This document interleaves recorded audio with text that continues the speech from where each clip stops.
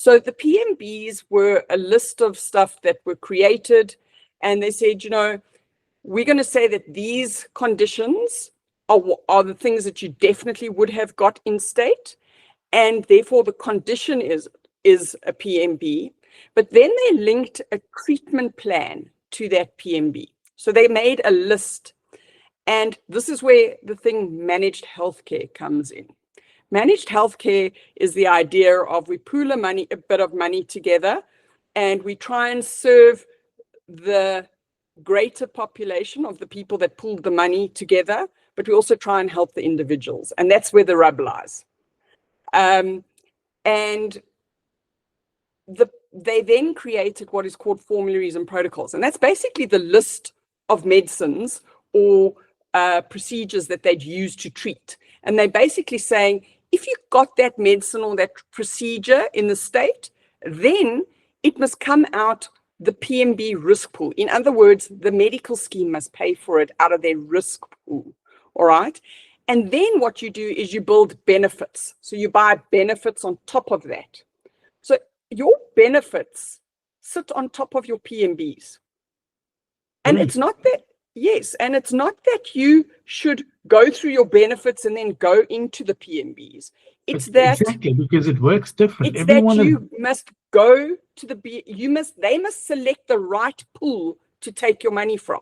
So if you have PMBs, you have your benefits. So let's use oncology. You have your cancer benefit, and then you have your medical savings account. When a claim comes in, it's not you go through this and then we choose. No, we choose according to what the law says. And one of the things that you said that it was weaponized, it's being weaponized. I do feel that it is being, to a certain extent, weaponized to manage that rub that I was talking about. But at the end of the day, there's a law. And the responsibility does not lie on the patient. It lies on the medical scheme and the administrator of the medical scheme to make sure that they choose it from the right pot.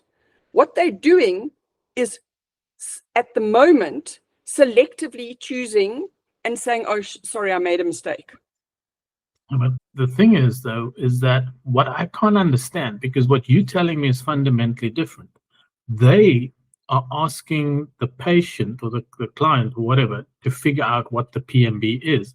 And I'm saying, but listen, as a health insurance company, you should know where it slots in already. Correct. They kind of doing a chicken and egg game here, and then forcing the person to pick out of, I don't know, 400, 500 things, and then there's sub things and whatever. And when you get it wrong, they reject it. And it's kind of like the patient or the customer has to dig for a needle in the haystack. And then when you can't find it, they say, aha, got you. You don't qualify. And that's wrong. That's wrong. Absolutely. Absolutely. And we've had quite over the years, we've had quite a few arguments with medical schemes. Number one is, in the beginning, they wouldn't give us the formularies. So it's like, how must I know what's on the list if you don't tell me what's on the list? Wow. And we got rulings on that. But the law says that you have to give me the formulary. So why are you not? Now, when patients ask it, 80% of the schemes will. But even now, today, we'll get a patient saying they won't give me the formulary, and we have to send out a Campaigning for Cancer letterhead going, really? Do you want to try again with that? Let's give you another go to get this right. So that is something that it's those little things, those little liberties and rights that haven't been done.